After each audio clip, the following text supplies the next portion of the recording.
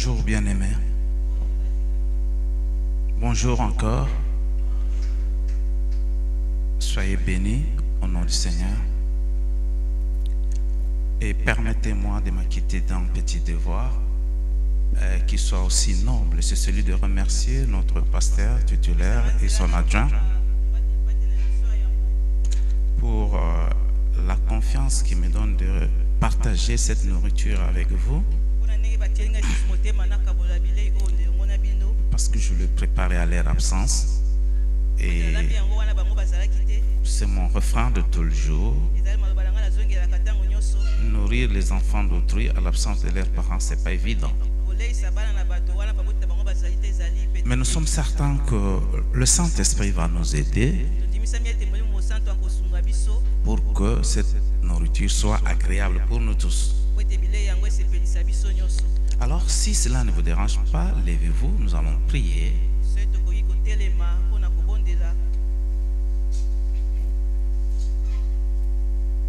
Père, nous voulons te dire merci. Merci pour ce jour. Un jour merveilleux, agréable, mais qui n'a pas échappé, Seigneur, dans ton contrôle, dans ton conseil céleste. Tu le savais qu'en ce jour, nous devrions nous réunir, Seigneur, dans ce temple pour parler de toi. Mais qui sommes-nous, ô Seigneur, pour que nous puissions parler de ta part? Seigneur, je veux que tu t'élèves et que moi, je m'abaisse. Utilise-moi comme un simple instrument. Tu me connais qui je suis et tu connais ton peuple et tu connais le besoin qu'il y a dans ce lieu. Libère ta parole selon ta volonté. Accompagne-la, Seigneur, avec un but, une mission selon ta volonté et ta gloire. Mais tout ce qui n'est pas de toi, tout ce qui ne t'honore pas en pensée, Seigneur, en attitude, de quoi que ce soit, je prends autorité là-dessus au nom du Seigneur Jésus-Christ. Et je redonne toute puissance contraire à ta volonté à ces instants de se taire et de libérer cet espace au nom du Seigneur Jésus-Christ. Dispose ton peuple, Seigneur. Cher Saint-Esprit, merci pour ta fidélité. Tu nous as toujours accompagnés.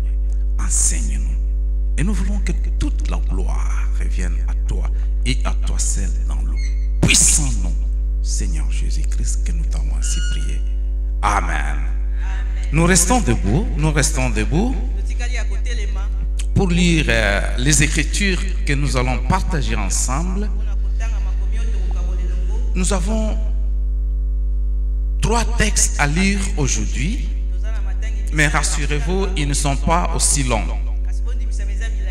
Alors, il y a 2 qui seront les textes principaux et le 3e sera notre texte de lien ou de conjonction. Le premier est dans le psaume 101, le verset 6. Le psaume 101, le verset 6. Je le lis. J'aurai les yeux sur le fidèle du pays pour qu'il demeure auprès de moi. Celui qui marche dans une voie intègre sera mon serviteur. Je répète. J'aurai les yeux sur le fidèle du pays pour qu'il demeure auprès de moi. Celui qui marche dans une voie intègre sera mon serviteur. Ça, c'est la version Louis II. Mais il est important que vous lisez tout le texte qui n'a que 8 versets du 1er au 8e pour voir les contextes. Mais faute du temps, nous n'allons pas faire tout ça. Voici ce que dit Darby, le même texte. J'aurai le regard, j'aurai les yeux plutôt sur les fidèles du pays, pour les faire habiter, cette fois-ci, pour les faire habiter avec moi. celui qui marche dans une voie parfaite, lui me servira. Celui qui marche dans une voie parfaite, lui me servira. Mais j'aime aussi le français courant.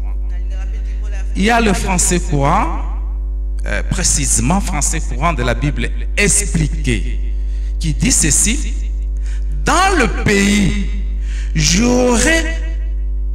saurais plutôt voir qui est digne de confiance. Dans le pays, je saurais voir qui est digne de confiance pour le faire siéger à mes côtés. Et celui qui se conduit comme il faut, c'est lui qui sera mon assistant. Je répète, dans le pays, dans l'église, dans le quartier, dans votre entreprise, je saurai voir qui est digne de confiance pour le faire siéger à mes côtés. Et celui qui se conduit comme il faut, c'est lui qui sera mon assistant. Le deuxième texte, c'est dans Jérémie 31. Là, nous avons 3 versets à lire. Jérémie 31, verset 28 jusqu'au verset 31. Je commence par la version Louis II.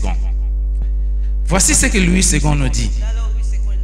Et comme j'ai veillé sur eux pour arracher, abattre, détruire, ruiner, faire du mal, ainsi je veillerai sur eux pour bâtir, pour planter, dit l'Éternel. Ça c'est Louis II. Mais écoutez ce que Français courant expliqué nous dit.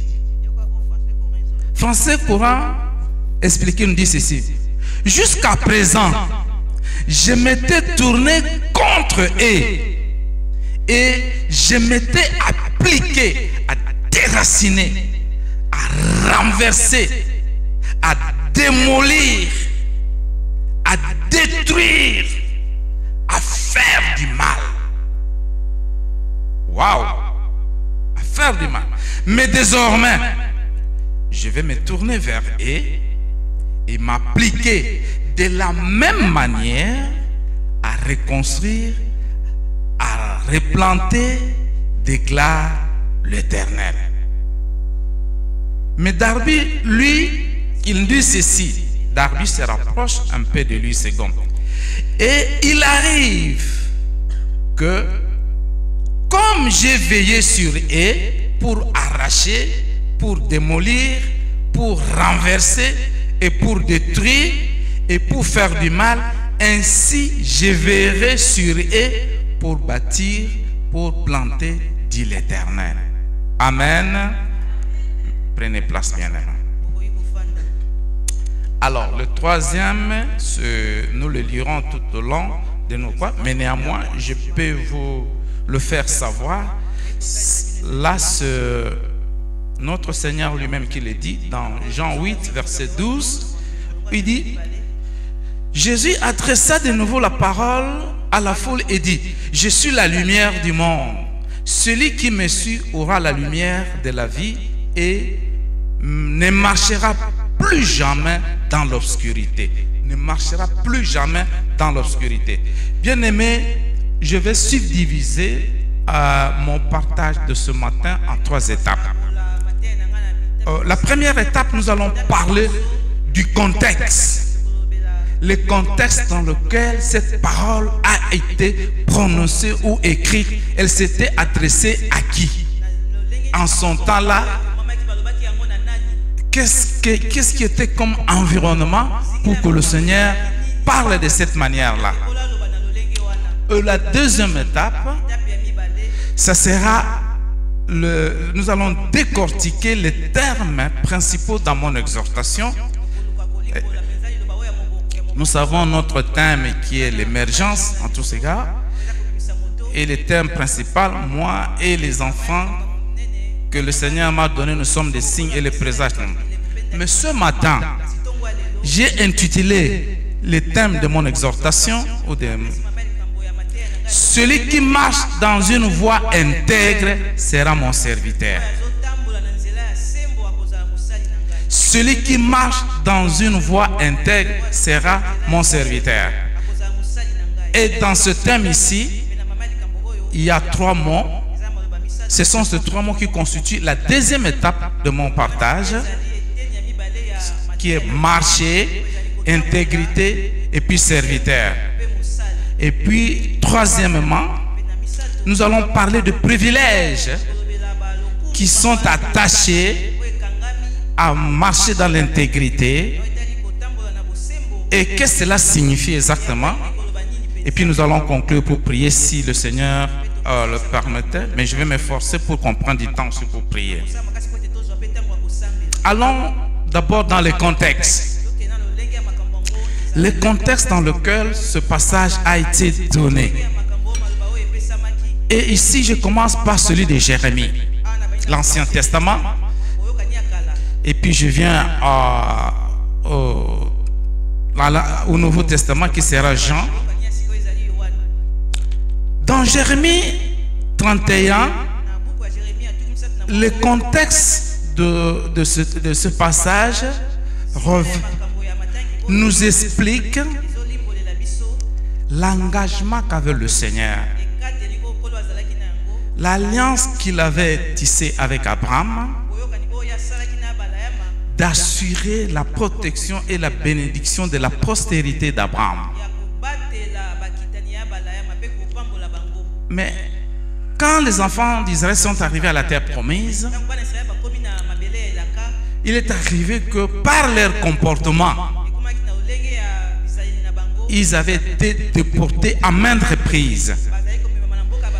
La première déportation a eu lieu en 722 avant Jésus-Christ par les Assyriens. La deuxième, c'est le même peuple qui les a déportés. Ça s'est passé en 595, non, 605, et puis en 595, et puis en 586 avant Jésus-Christ par les Babyloniens. Alors ils étaient éparpillés. C'est alors que Dieu va donner cette parole. Il dit pour le reste là, et même ceux qui sont parsemés, je vais les ramener. Je vais les ramener. Comme ils avaient un comportement indésirable, un comportement qui m'énervait, c'est comme ça qu'il les a dispersés. Il a décimé même certains dans le désert, vous vous souvenez? Vous souvenez-vous même par la révolte de Corée où il les a livrés à ses ennemis. Dieu les a traités durement dans le désert. Mais comme il avait toujours l'alliance avec lui, avec la postérité d'Abraham, Dieu c'est un Dieu fidèle et un Dieu d'amour. Et dans son amour et dans sa compassion, il devait honorer sa parole pour ramener le peuple juif. Et c'est dans ce contexte qu'il donne cette parole. Il dit, comme je les avais traités de cette manière, je les avais détruits, je les avais fait du mal. Et c'est de la même manière que je vais les rassembler pour planter, pour construire, pour faire du bien. Ce matin, je suis convaincu que le Seigneur va faire encore du bien à certains d'entre nous.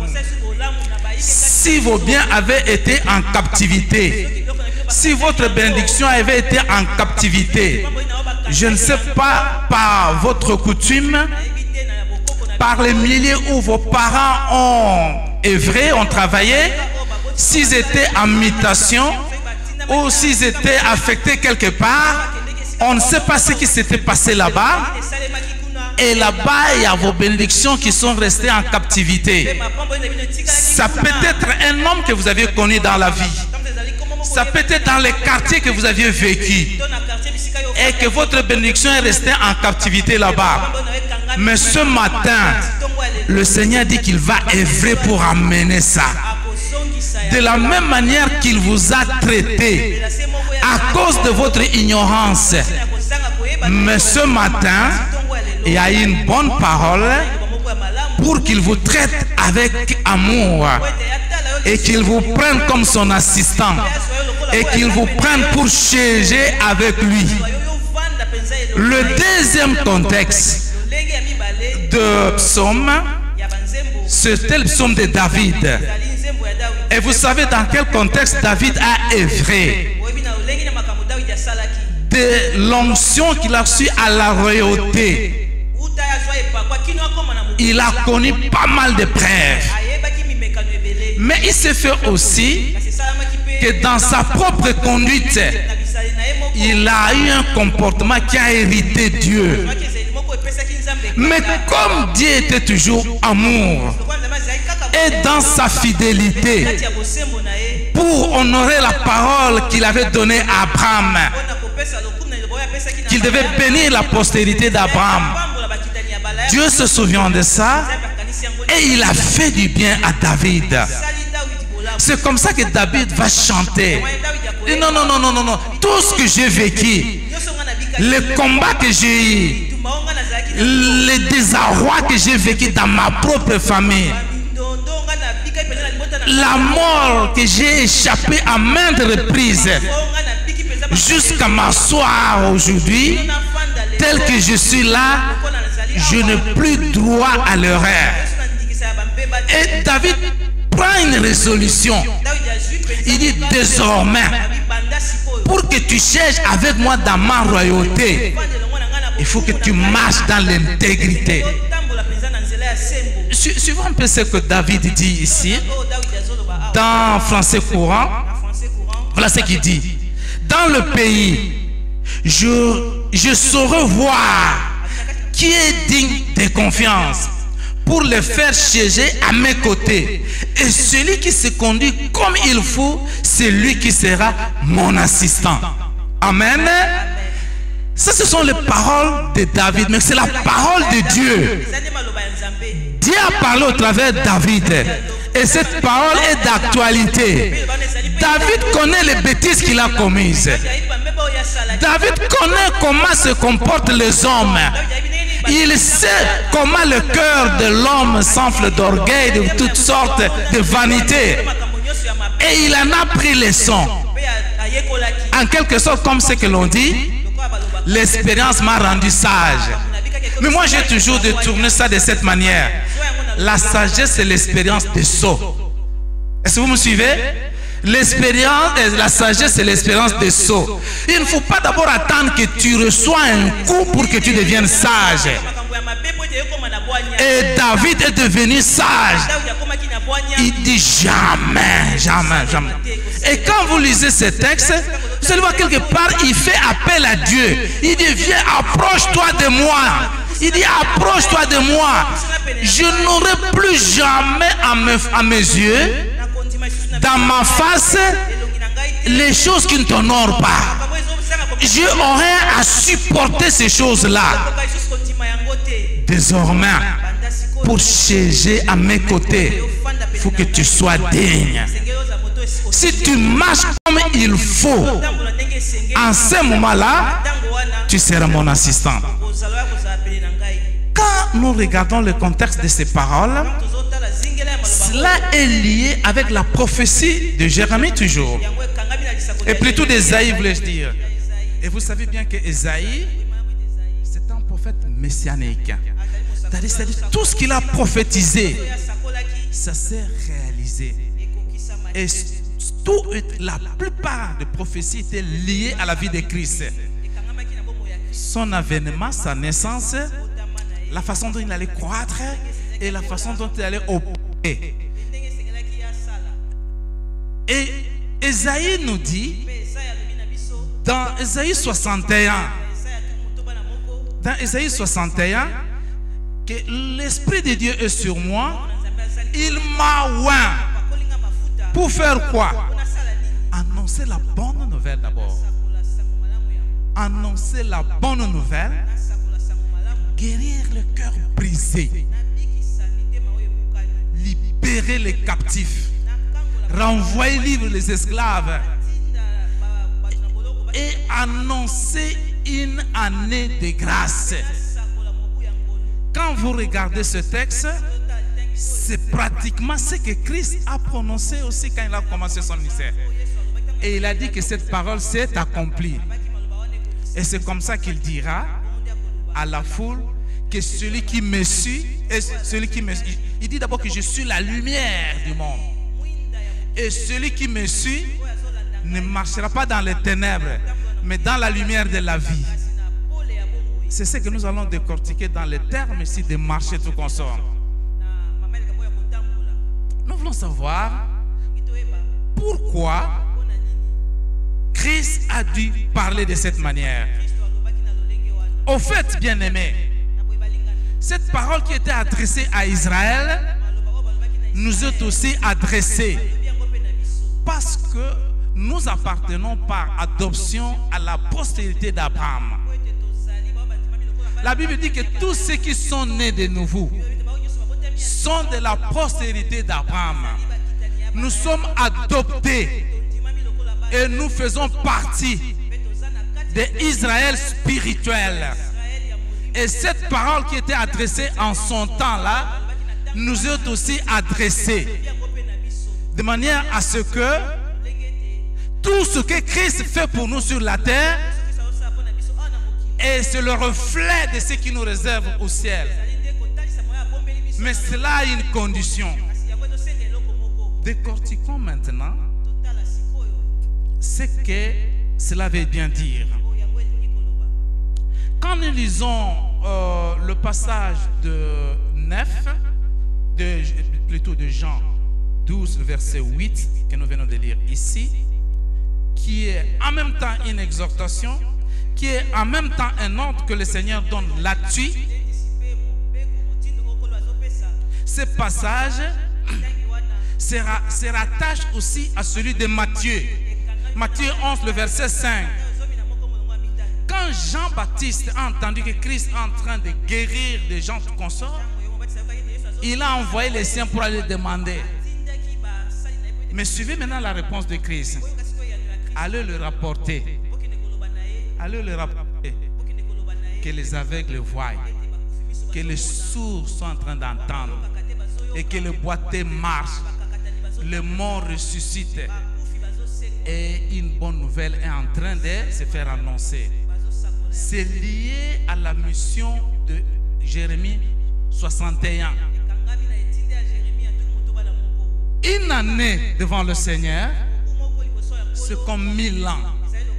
Effectivement, bien aimé, toute notre vie est résumée dans cette une année spirituelle que le Seigneur parle. Ce texte lie en nous une alliance. Une alliance avec Christ. Et quand nous voyons dans les Écritures, on nous parle de Christ comme médiateur de cette alliance. Dans Hébreux 9, verset 15, on dit que Christ est le médiateur de cette alliance. Là, nous sommes toujours dans le contexte. Christ est le médiateur de cette alliance. Mais c'est une alliance nouvelle. Et là, c'est lui-même qui nous le parle. C'est Christ lui-même qui nous parle. Il nous parle de cela en Luc 22, le verset 20. Il dit, cette coupe est la nouvelle alliance en mon sang. Toutes les fois que vous le prendrez, vous vous souviendrez. Donc, il y a une nouvelle alliance. Contrairement à l'ancienne alliance, qui a été conclu par les sacrifices de sang des animaux. Mais ici, nous sommes dans la nouvelle alliance qui a été ratifiée par le sang de Christ. C'est comme les accords, bien-aimés. Quand on signe des accords, le non-respect des accords nécessite ou est suivi des sanctions. Comme le Rwanda et la RDC venaient de signer des accords, la partie qui ne va pas respecter sera sanctionnée. Notre alliance avec Christ devient une loi.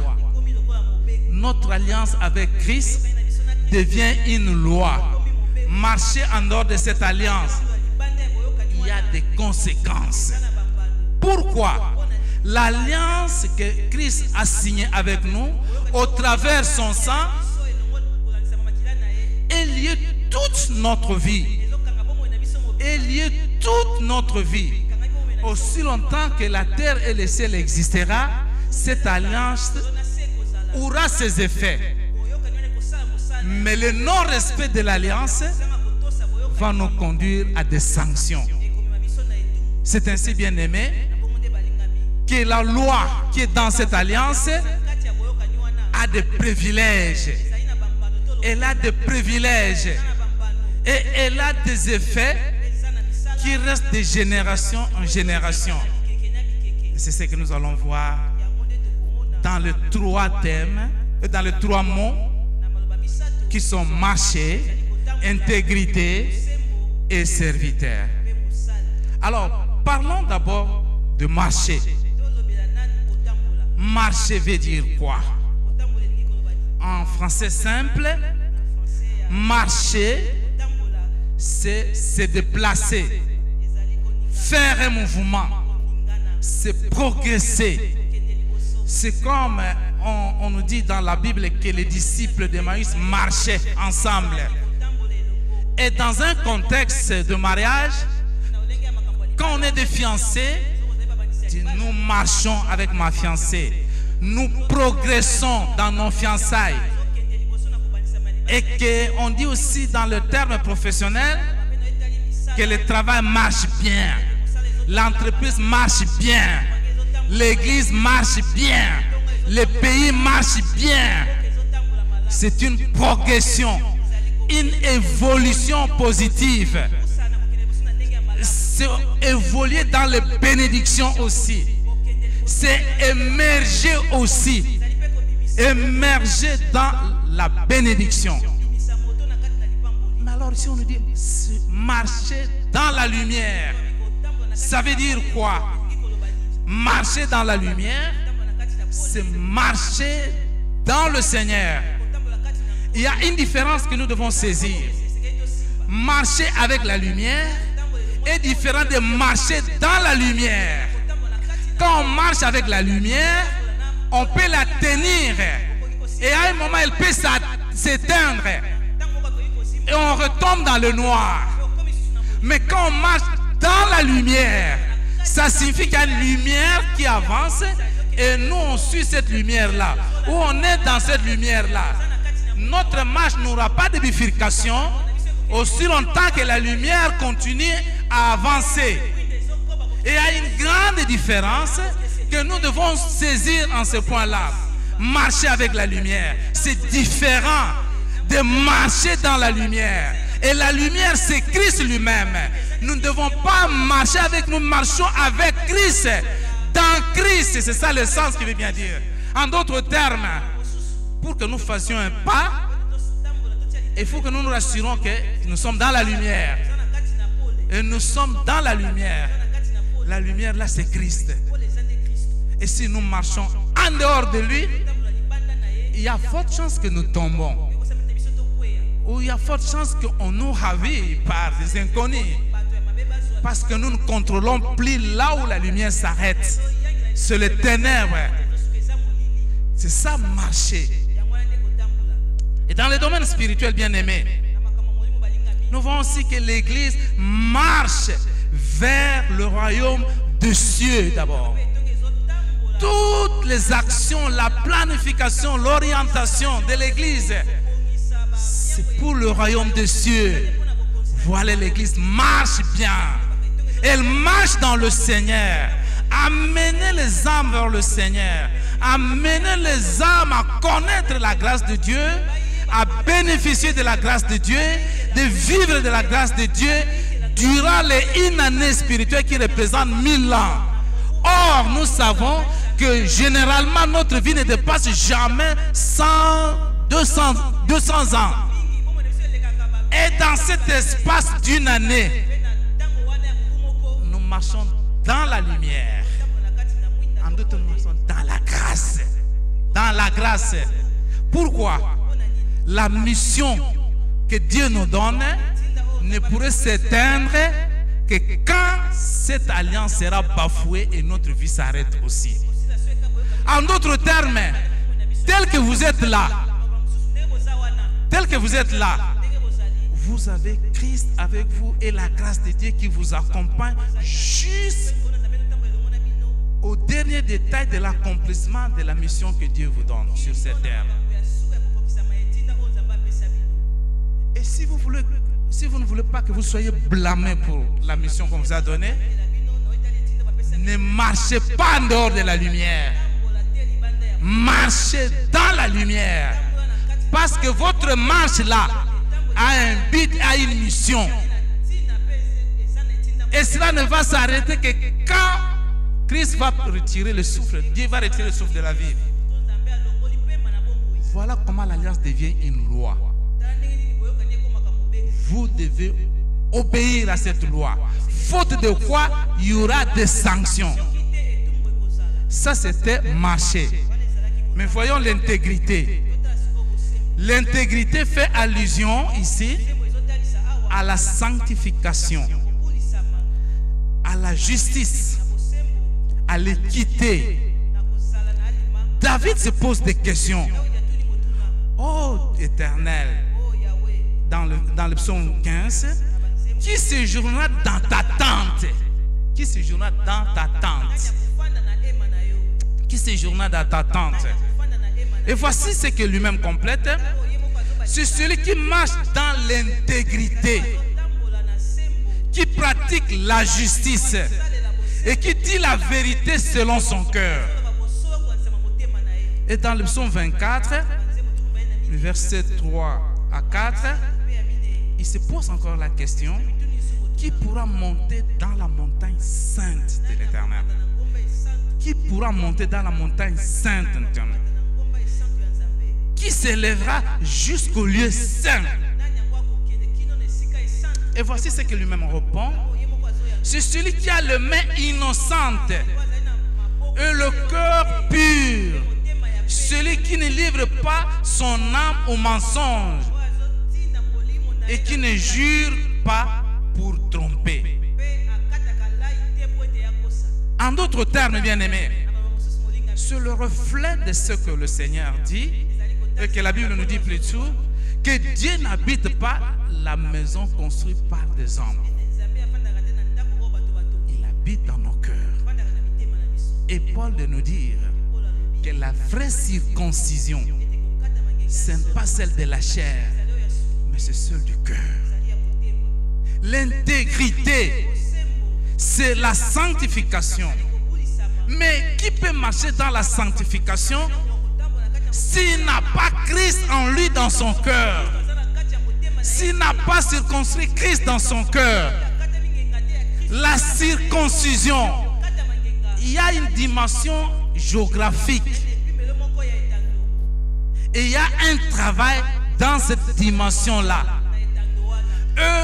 La première dimension géographique, c'est notre cœur. C'est d'imprimer Christ dans notre cœur. Si nous avons Christ dans notre cœur, il devient la lumière. Il devient la lumière qui nous conduit. Et Christ dans notre cœur, c'est la nouvelle alliance. Et c'est en même temps la loi. On nous exhorte souvent que quand nous prenons la Sainte Seine, nous ne devons pas la prendre de n'importe quelle manière. Et Et vous savez les raisons pourquoi on nous interdit ça? C'est parce que ces choses symbolisent Christ lui-même. Christ ne peut pas cohabiter avec la saleté. En d'autres termes, l'arche et Dagon ne peuvent pas cohabiter. En d'autres termes, la haine, le mensonge, le vol, la calomnie, la fornication, ces choses-là ne peuvent pas cohabiter avec Dieu. Mais toutes ces choses-là naissent à partir de notre cœur. Et là où se trouve nous devons prendre la décision dans notre cœur, doit être poussé par l'alliance, motivé par l'alliance qui est Jésus-Christ. C'est la raison pour laquelle, bien-aimés, nous pouvons faire tant d'années à l'église. Nous pouvons faire tant d'années à l'église. Nous pouvons exercer toutes sortes d'activités à l'église, mais sans que nous ayons circonscrit notre cœur. Je vais vous le démontrer tout à l'heure ici, quand nous allons parler de la suite du serviteur. Alors, dans l'intégrité aussi, il y a l'aspect foi. Mais avant qu'on arrive d'abord là-bas, voici ce que Proverbe nous dit. L'intégrité des hommes les dirige, mais les détours perfides causent les ruines. En d'autres termes, l'alliance des hommes les conduisent ou dans la lumière, vers les bénédictions, vers l'accomplissement de la mission, vers l'atteinte des objectifs que le Seigneur nous a assignés sur cette terre pour sa gloire, non pas pour notre gloire. Quand nous chantons, nous prêchons et nous nous attirons la gloire, c'est bien beau, mais ce n'est pas ce que Christ veut. Ce qu'il veut que nous fassions lui donne d'abord gloire. C'est pourquoi il dit: j'aurai le regard sur le pays, j'aurai le regard sur l'église, j'aurai le regard sur le corps diaconal, sur le corps des serviteurs de Dieu, sur le corps, dans tout cela, pour voir qui marche comme il faut. Il sera mon assistant, il sera mon serviteur. Et il faut d'abord circoncire Christ dans son cœur et faire ce que la loi demande. Elle n'est pas contraignante de manière à ce que on commence à ça va tomber. Non. Je vais vous expliquer ça. Je vais vous expliquer ça ici. Alors, le psalmiste encore dit: observez celui qui est intègre, regardez celui qui est droit. Comment, bien-aimé? Dans l'intégrité, il y a la crainte de Dieu, il y a la foi, il y a l'obéissance. Dans l'intégrité, il y a la crainte de Dieu, il y a la foi, il y a l'obéissance. Quelqu'un qui ne craint pas Dieu ne peut jamais avoir la foi. Je vous dis que c'est impossible. Celui qui ne craint pas Dieu ne peut pas obéir à Dieu. C'est impossible. Ces trois choses marchent de commun. Il y a la crainte de Dieu, il y a l'obéissance, il y a la foi. Évidemment, on parle de la foi. Dans Hébreux 11, vous voyez la foi de ce qu'on sort. Voici alors comment ces choses-ci marchent, comme une loi. Quand nous avons Christ avec nous, nous avons l'alliance, nous avions été circoncis dans notre cœur, la crainte de Dieu devient automatique. Parce que cela ne vient pas par les sacrifices. La Bible dit qu'elle vient par la grâce de Dieu. En d'autres termes, le salut que nous avons ne vient pas par des sacrifices, mais nous vient par la grâce de Dieu. Dès lors que nous avons cette grâce, elle-même produit la crainte de Dieu, elle-même produit la foi, elle produit aussi l'obéissance. Regardez, quand Christ est mort, les jours qui ont suivi, s'il n'a pas demandé aux disciples d'attendre d'abord que le Saint-Esprit vienne, ils n'auront pas pu faire ce qu'ils pouvaient faire là. C'est le Saint-Esprit qui apporte la foi, la crainte et l'obéissance.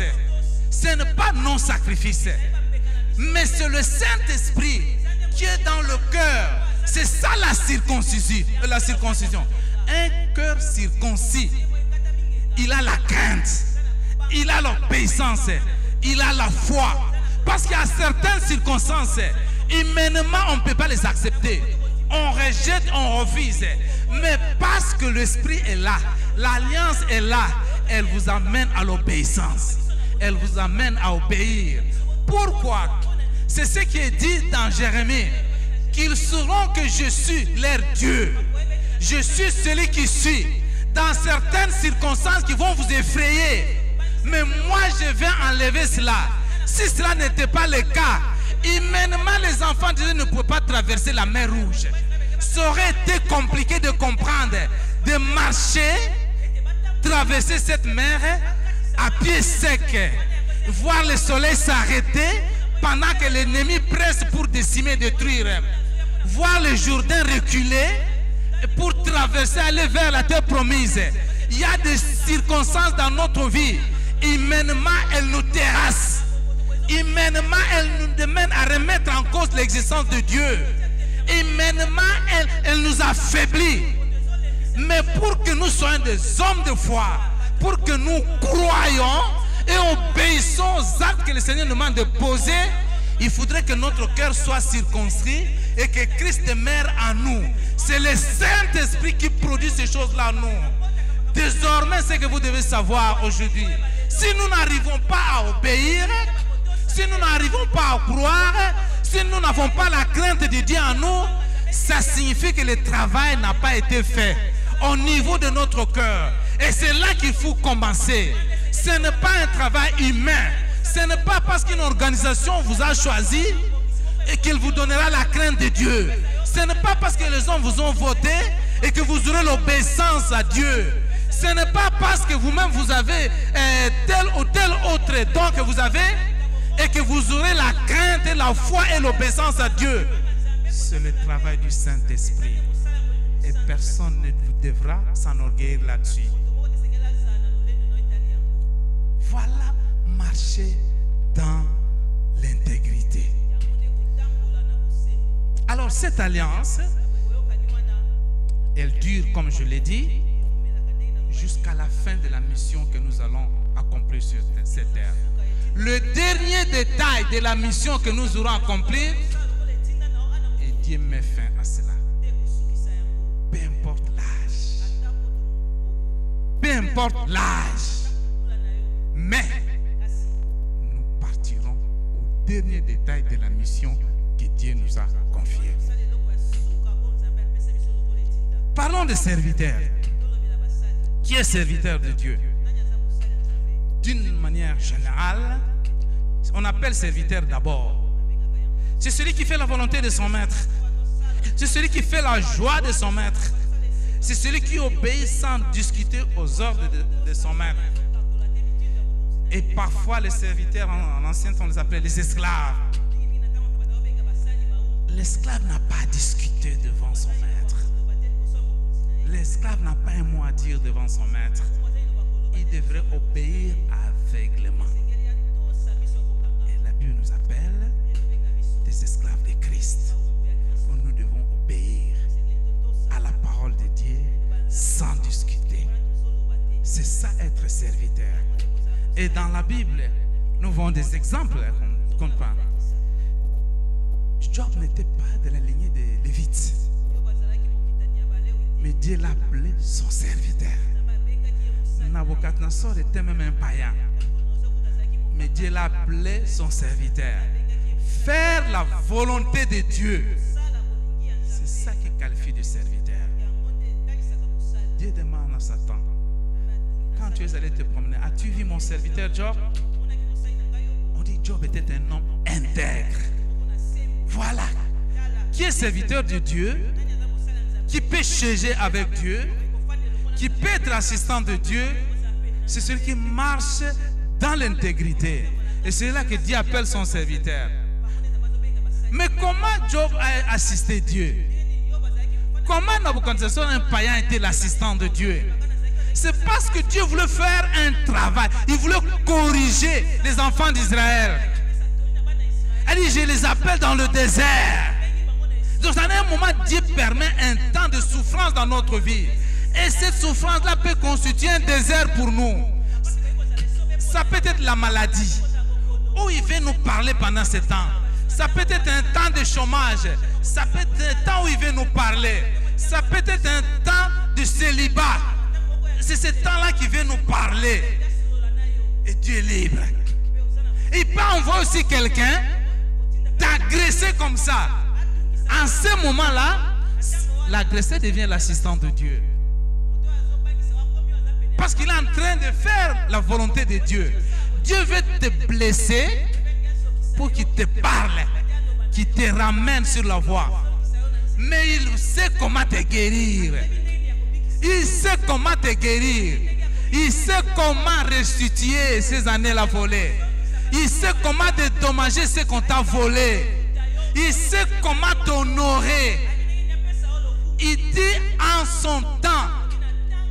Et François Courant dit, il arrivera un temps. Il y aura un temps où Dieu va te consoler. Il y aura un temps où Dieu va te guérir. Il y aura un temps où Dieu va te visiter. Il y aura un temps où le Seigneur va faire un travail que les hommes ne peuvent pas faire. Un serviteur de Dieu, c'est qui fait la volonté de Dieu. As-tu vu mon serviteur? As-tu vu mon serviteur? Donc le serviteur bien-aimé, mettez en tête, ce n'est pas seulement quand nous venons prêcher ou quand nous chantons ou quand... Non! Quand nous marchons dans l'intégrité, dans la lumière, faisant la volonté de Dieu, Dieu nous appelle ses assistants. Nous pouvons chérir avec lui. Il faut faire alors très attention. Il y a certaines paroles, quand nous le prononçons inconsciemment, ça va faire des dégâts parce qu'elles sortent dans un cœur où Christ lui-même cherche. Alors n'allez pas faire le dégât avec vos paroles. Ne prévalez pas votre statut de serviteur de Dieu pour aller causer les dégâts. Mais les dégâts, le vrai dégât, Dieu nous demande de les crier dans les camps de l'ennemi. Parce qu'il nous a donné ce pouvoir-là. C'est Christ lui-même qui dit, je vous donne le pouvoir de marcher. Il dit, je vous donne le pouvoir. Il n'a pas dit, allez chercher le pouvoir. Il dit, c'est moi qui vous donne.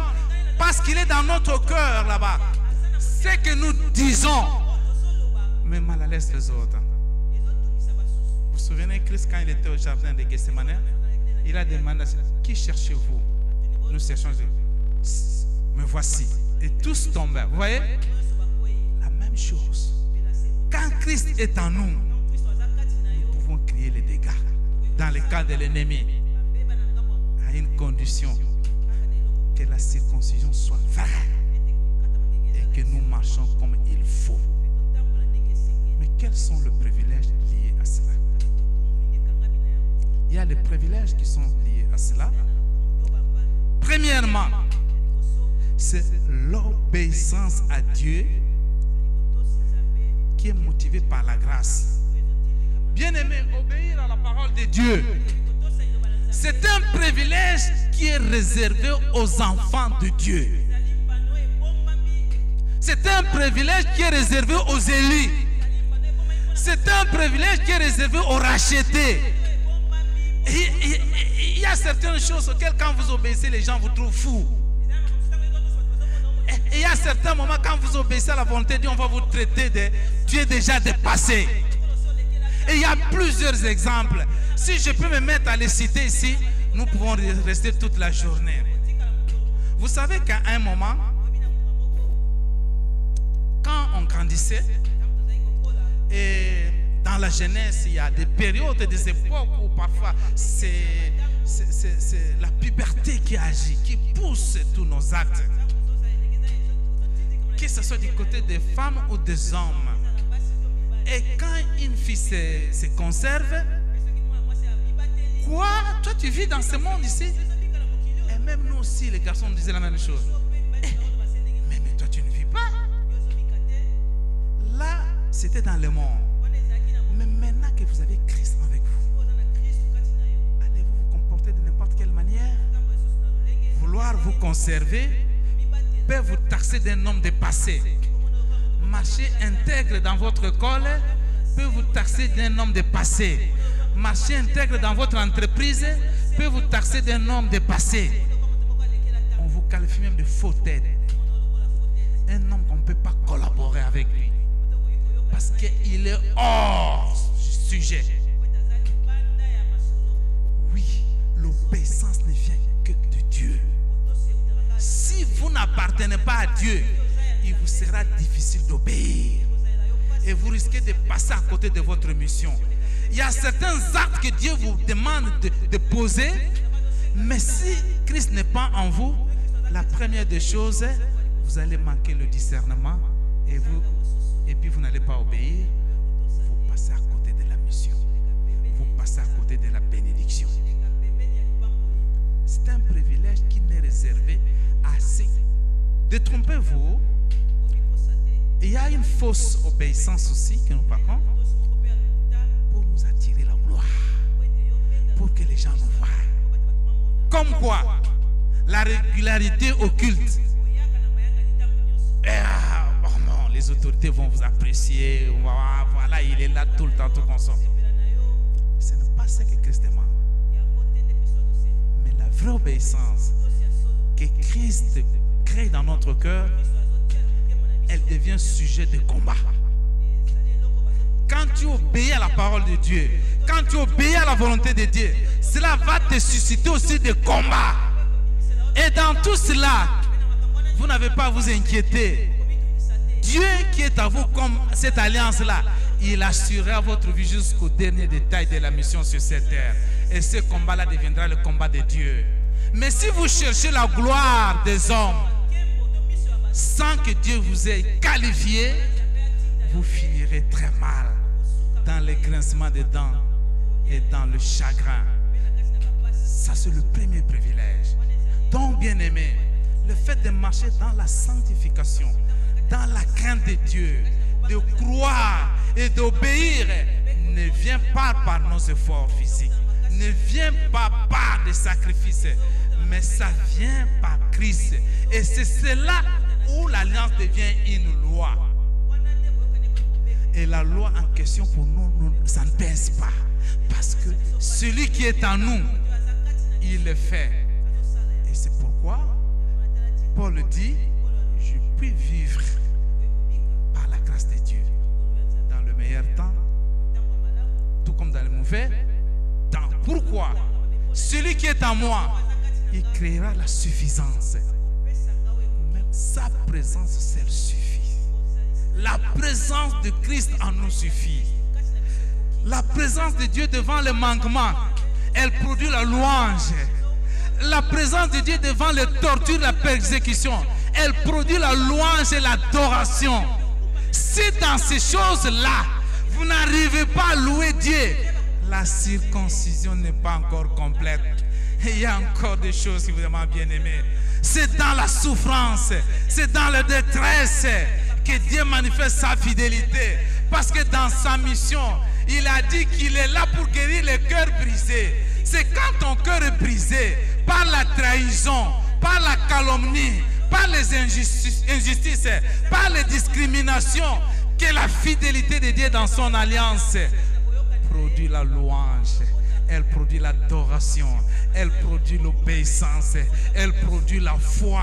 Qu'un jour vient, un jour vient, un jour de consolation, un jour de restitution, un jour de dédommagement, un jour de gloire arrive. Voici le privilège. Père en Dieu. Deuxième privilège, et nous c'est là que nous allons arrêter. Le deuxième privilège, c'est la durée de l'alliance. Bien-aimés, quand nous sommes en alliance avec Dieu, personne ne peut nous détruire. Personne ne peut nous détruire. avant que le dernier détail de la mission de Christ s'accomplisse sur nous. Personne. C'est la raison pour laquelle Dieu crée l'obéissance en nous. Et il nous donne le discernement. Il y a certaines choses quand nous allons là-bas, même si c'est très dangereux, mais nous avons l'assurance que personne ne peut nous détruire. Mais il y a certaines choses aussi que Dieu nous donne le discernement quand il de fuir et de ne pas y aller. Tout cela c'est marqué toujours dans la durée de la mission et de l'alliance sur cette terre. N'allez pas là où vous voulez limiter brutalement la mission de Dieu par faute de discernement. On vous demande d'y aller pas là-bas. Vous voulez à tout prix aller là-bas.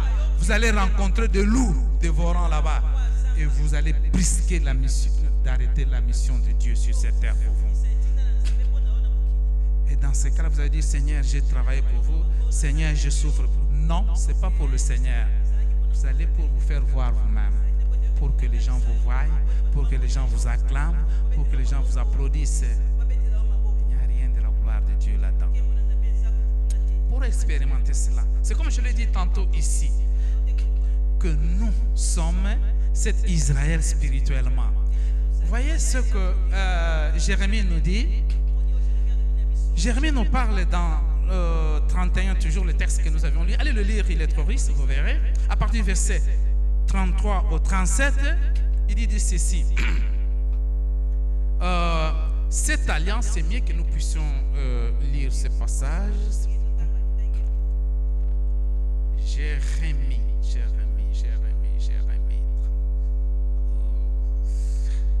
Voilà, nous sommes là. À partir du verset 33, il dit ceci.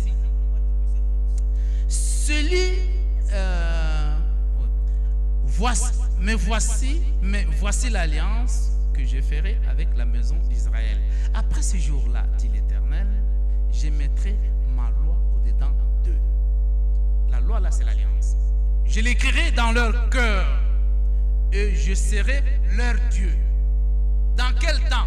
En temps de difficulté, en temps de preuve, il restera toujours notre Dieu. Pourquoi? L'alliance est là. L'alliance est dans le cœur. C'est cette alliance-là qui nous répète à tout moment. Ça va passer. Dieu est capable. Toi, reste intègre, même dans le manquement. J'écrirai dans leur cœur et je serai leur Dieu. Et ils seront mon peuple.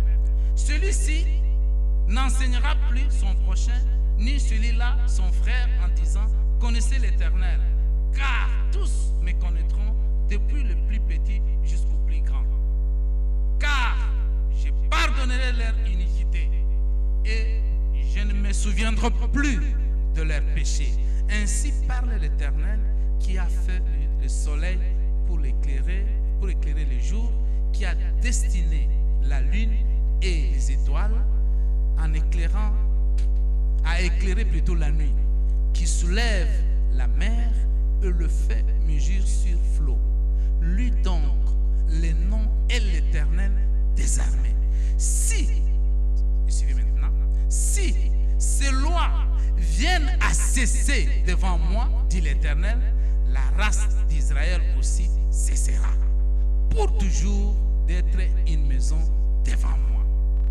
Ainsi parle l'Éternel. Si les cieux en haut peuvent être mesurés et les fondements de la terre en bas peuvent être sondés, alors je rejetterai toute la race d'Israël à cause de tout ce qu'ils ont fait. Bien aimé, c'est un privilège pour nous. Aussi longtemps que le soleil continuera à exister, aussi longtemps que les étoiles et la lune continueront à exister, que le ciel et la terre continueront à exister, notre alliance avec Dieu subsistera jusqu'au dernier souffle de notre vie sur cette terre. Parce que notre vie sur terre est liée à une mission, à un but que Dieu nous donne. En d'autres termes, la grâce de Dieu pour toi d'obéir, de craindre Dieu et de croire subsistera jusqu'au dernier détail de ton souffle de vie sur cette terre. Et durant cette période-là, Dieu va restituer, Dieu va dédommager, Dieu va élever, parce qu'il se souviendra toujours de son alliance. Voici un privilège lié à marcher dans l'intégrité. Donc chacun de nous tel qu'il est là, vous avez une mission, soit de détruire, soit de démolir les œuvres du diable dans votre famille, dans votre société, dans votre école, dans votre église. Il faut avoir l'obéissance, il faut avoir la crainte, il faut croire en Dieu. En ce moment-là, vous devenez des assistants de Dieu et vous allez siéger avec Dieu. Siéger avec Dieu veut dire quoi? Parce que David nous l'a dit, qui va monter à la montagne pour aller siéger avec Dieu? Qui va monter là-bas pour donner des ordres au Satan? Sors! Pour donner des ordres à la maladie, arrête-toi! Qui va monter là-bas? Qui peut le faire? C'est celui dont nous avions décrit ici. Celui qui marche dans l'intégrité, qui marche comme il faut. C'est celui-là qui sera l'assistant de Dieu. C'est celui qui va siéger. Vous savez, dans le trône de Dieu là-bas, Dieu a deux fonctions qu'il exerce. La première, il reçoit l'adoration et la louange. Il est assis dans son trône, il le reçoit. Et Apocalypse nous dit que nuit et jour, on crie pour lui Saint, Saint, Saint, Saint, Saint. Et la deuxième, c'est il donne des ordres. Gabriel, va là-bas, voici ma fille comme ceci. Oh archange chérubin, va là-bas, voici mon église, ceci, ceci. Va là-bas, voici ma fille comme ceci, ceci. Voilà les fonctions qu'ont le Seigneur. Mais maintenant, si tu es celui qui doit siéger avec lui, ça signifie que tu recevras les ordres de Dieu d'agir dans ça, jusqu'à la fin de ton temps sur cette terre. Que le Seigneur bénisse sa parole.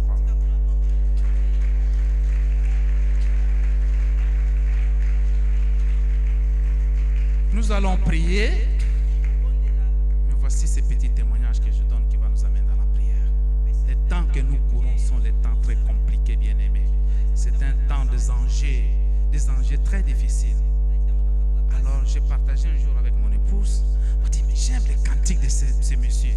Mais sa vie avec les actes qu'il pose ne concilie pas, il y a contradiction. Mais la composition du chant, c'est vraiment merveilleux. J'aime la prédication de ces serviteurs de Dieu. Quand ils prêchent, je suis perdu, je suis emballé. Maintenant, le Seigneur va me dire, faites très attention. Faites très attention. Il y en a qui reçoivent des choses connectées avec des sources impies. Voici ce que le Seigneur va me montrer. Il me montre un tuyau d'eau connecté au caniveau où il y a la saleté, tout consort. Ce tuyau-là traverse sous la terre et on l'expose quelque part. Il y a du sable, tout, et puis quelque part là, ça se transforme en une source, l'eau claire. L'eau claire. Mais la source, c'est la saleté, vient de la saleté. Il y a des miracles, il y a des prophéties, il y a des paroles qui viennent de sources impies. Demandez l'obéissance à Dieu. Circoncisez vos cœurs. Il vous donnera le discernement. Il vous donnera le discernement et la foi de croire en lui. Dieu n'habite pas des maisons, il habite le cœur. C'est pourquoi il dit si deux ou trois s'y unissent